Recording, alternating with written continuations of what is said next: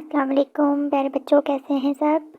آج ہم آپ کے لیے بہت ہی مزیدار ایک کہانی لے کر آئے ہیں۔ کہانی ہے جل پریوں کی۔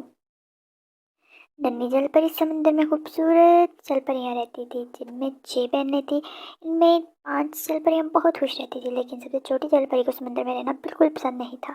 وہ سمندر سے باہر نکل کر زمین پر جانا چاہتی تھی۔ جب کبھی وہ سمندر کی سطح پر آ کر نیلے آسمان اور اڑتے ہوئے پرندوں کو دیکھتی تو وہ سوچتی سمندر سے باہر کی دنیا کتنی خوبصورت ہے۔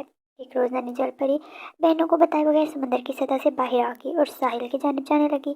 ابھی وہ ساحل سے دور ہی تھی، اسے ایک ڈوبتی ہوئی کشتی نظر آئی۔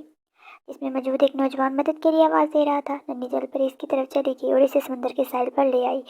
ساحل پر پہنچ کر وہ نوجوان بے ہوش ہو چکا تھا تو ننھی جل پری نے اسے ایک چٹان کا سہارا دیا، پھر وہ واپس سمندر میں چلے گی۔ ننھی جل پری نے سمندر میں جا کر اپنی دادی سے پوچھا، کیا ہم ہمیشہ سمندر میں ہی رہیں گے؟ ہم زمین پر کیوں نہیں جا سکتے؟ دادی جل پری نے کہا، بیٹی، جل پریوں کی دنیا یہ سمندر ہی ہے جہاں ہمیں کوئی خطرہ نہیں ہے۔ زمین پر رہنے والے اور ہماری دنیا میں بہت زیادہ فرق ہے۔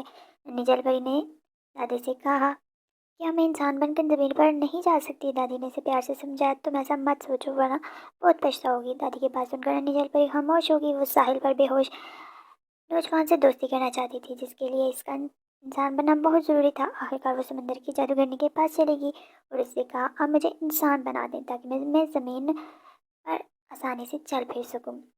سمندر کی جادوگرنی نہایت مکار تھی۔ اس نے ننھی جل پری سے کہا، میں تمہارا یہ کام کر سکتی ہوں، لیکن اس کے بدلے تم مجھے کیا دو گی؟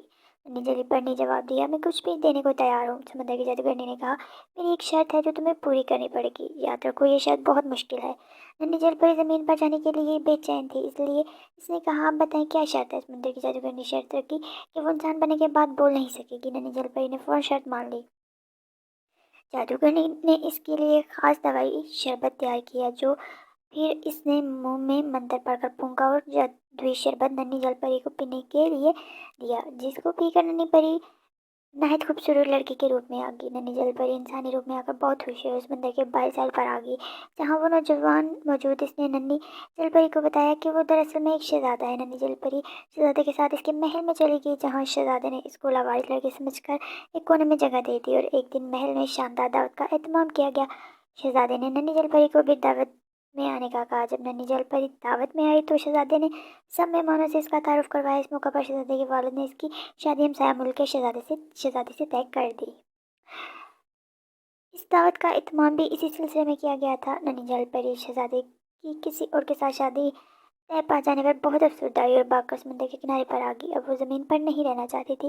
اتنے میں سے سمندر میں اپنی 2 بہنیں تیرتی ہوئی نظر آئی جن کو اس نے اشارے سے اپنے پاس بلایا اور دوبارہ جل پری بننے کی خواہش کا اظہار کیا۔ ننھی جل پری کی بہنیں سمندر میں آ گئی اور سمندر کی جادوگرنی سے لایا وہ شربت اسے پینے کے لیے دیا، جس کو پیتے ہی وہ دوبارہ جل پری بن گئی اور اس نے دوبارہ کبھی سمندر سے باہر جانے کی خواہش نہیں کی اور اب وہ ہمیشہ سمندر میں ہی رہتی ہے۔